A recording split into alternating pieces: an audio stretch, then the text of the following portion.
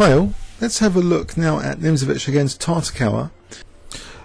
Tartakower was actually regarded as one of the founders of the hypermodern school of chess. So in this game he's playing the King's Indian defence well before his time.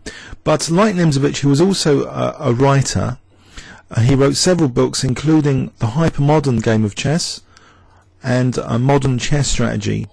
Also, he made a lot of impact on opening theory. A lot of names of openings are after him. So Tartakower was a very witty guy. He had numerous chess quotes after him, and very, very likeable, I get the impression, among the players. Here he's also experimenting a lot with dynamic and very interesting openings, and here he's playing a King's Indian defence against Nimzo. So this is well before his time, well before the Russians popularised a lot the King's Indian defence in the 40s. So this is 1929, and the King's Indian defence, the Siamish variation. Nimzovich has played Siamish in this tournament as well. So F3, the Siamish variation, and Bishop E3. It looks good so far, the way Nimzo's playing against the King's Indian. Knight BD7, and he takes the opportunity now, because that bishop's blocking the H3 square, to play Knight H3 to sneak in this elegant knight manoeuvre to protect the centre more, and support also G4 later. So D5 closing up the centre. Black's play is okay so far.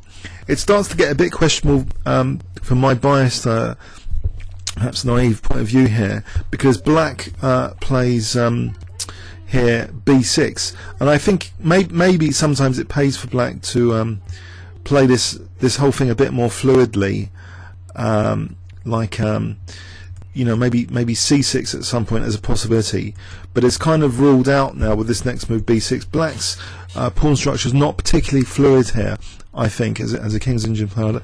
I'm not sure I like this too much. It gives White a free hand now on the king side to without facing any black counterplay either in the centre or on the queen side.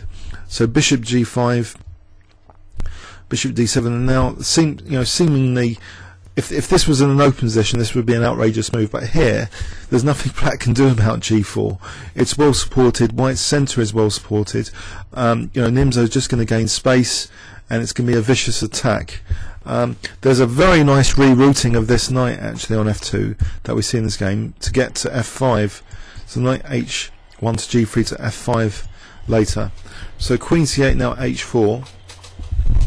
So we're in a sort of attacking routine here. A lot of Nimzo's games in this tournament, he's flinging his pawns at the opponent's king, and this game is no exception. So H5, not bothering even castle queen side yet. Now if the G takes, he's not afraid to give up his bishop pair and potentially weaken himself on the dark squares. He plays bishop takes F6 because it's going to give him a much stronger bind on these two squares. So bishop takes F6, rook takes H5. So White can freely just mount the pressure on the H7 isolated pawn soon. So knight H1, beautiful manoeuvre from Nimzo to get the knight to a very strong F5 post potentially. So Queen H2, logically increasing the pressure on H7. Black's really got no counterplay here, because he throws his pawn structure to get that nice knight on C5, but that can't be the end of the story for Black, just having a nice knight on C5. It means White's got this such a beautiful free hand now on the king side, and it's probably games like this which put people off playing the King's Indian, because they thought it's like a form of surrender here.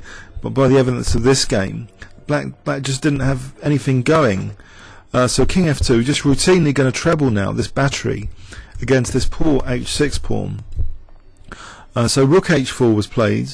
So that also means now that maybe Knight H5 is vacated. So maybe Knight takes G7 to break down the H6 pawn.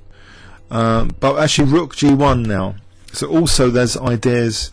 So these are kind of kept as reserve threats, but I think Nimzo would call them as like ghost threats, to try and the threat is stronger than the execution, is one of Nimzo's sayings. So he's not committing to anything just yet, either knight F5 or H5. He's trying to keep the threats, the pressure going. Black guessing. Psychologically it's going to wear opponents out if they're continually guessing. about the threats rather than the threats being implemented. So this is good waiting stuff as well in a way. So knight b7. Now finally knight h5. So a concrete threat of this forking the black queen and king. So the pawn is protected. And now a move which ordinarily, if black can get a knight to e5, which is hardly likely here unless these moves are invested, this move is to be avoided from white on positional grounds quite often. But here it means that there's potential semi-open f-file pressure on f6 if black recaptures and doesn't have that trump card of a powerful knight on e5 or a piece on e5. Well, this bishop is also going to have a hard time getting there because it could be snapped up if it ever goes to g7. So basically f5 is affordable, I think, in this position without too much downside. It's got more pros than cons, but the knight might be potentially rerouting now. So bishop f3, knight f7, it does actually reroute to f7. And now here knight e2, so Nimzo's not too bothered actually. If e takes, he's going to be hitting in this particular position the queen on e6 and carnage probably to follow. Bishop e7.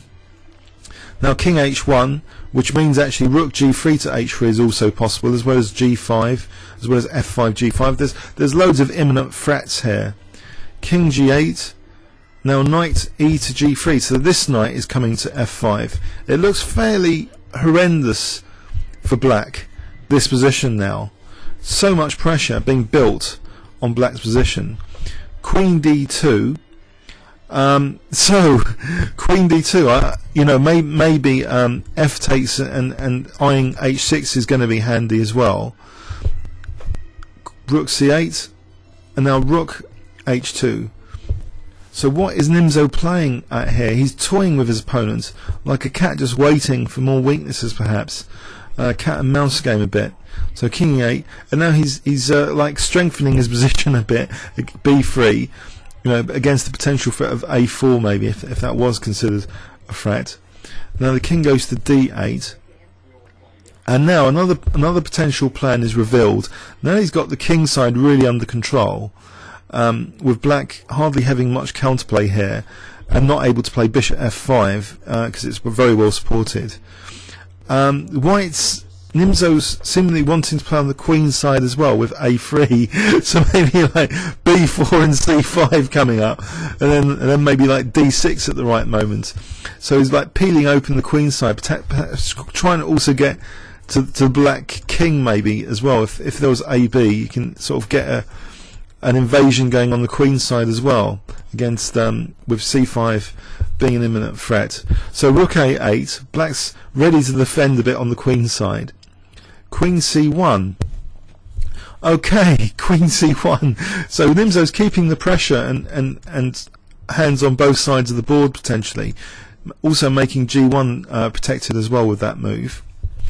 Bishop f8. And now we see knight h4, so this might have the idea of like f5 and knight g6 if Nimzo wanted. But actually, it's also, maybe more significantly, it's just winning this f6 pawn.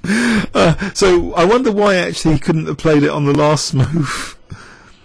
Okay, sorry, I'm waking up now. The last move was bishop f8, which actually took the eye off f6. Making knight h4 very effective now, because f6 is dropping off. Nimzo's winning the exchange in the game. Let's have a look in this position, just engine check it. So bishop e7 to f8, a terrible tactical blunder. The evaluation here is 0.56 only to white, which is staggering really, because black doesn't seem to have much counterplay.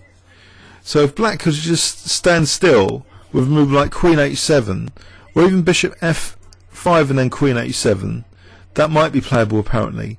But what he did, turn the evaluation here after playing e7 to f8. We see here the secret of chess coming into play. Maurice Ashley, the last move is the fatal move. e7 to f8 took the eye of f6, which means the queen is now the only piece protecting f6, which means now knight h4 is a killing move. It's plus 2.36 at minimum now. So it's winning the exchange in the game, I think. So queen h7, winning the exchange, and now it's just all over really. Nimzo's material ahead. He's winning more material. The f-file's being blasted. Black's consolation prize, the e5 square, doesn't seem particularly useful here. There's a potential rook invasion on the 7th rank if the bishop ever moves now. Knight f5 is also pinning that bishop. It's a total disaster for black. So Nimzo just consolidating now. Huge pin on that bishop on h6. This wasn't the greatest advert, we could say, for the King's Indian defense. It was an absolute slaughter. Okay. So, but the Russians did reactivate the Nimzo as a weapon through playing more dynamically and more fluidly, I think, preparing like. But you really got to know what you're doing in this system as black to maintain your counterplay. You know, biting at white centre with c6 and d5 and things like a5 and queen a5 or queen b6 later. Not in this position, obviously.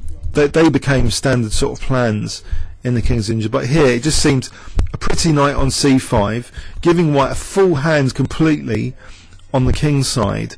So Nimzo could just gain space systematically, get massive bind on the position. Black's bishop on g7 throughout this entire game was just a kind of spectator. So white even had the luxury of playing f4 without any real downside of the e5 square. But the amusing thing about this game is all these like waiting moves from Nimzo, as though he's going to like play on the queen side. It just cracked black up psychologically, maybe. So this terrible final concrete tactical blunder, e7 to f8. So and now white just with the move knight h4 is just winning a pawn, winning the exchange, winning the game. So yeah, an early King's Indian game though from Tartakower. So comments or questions on YouTube. Thanks very much.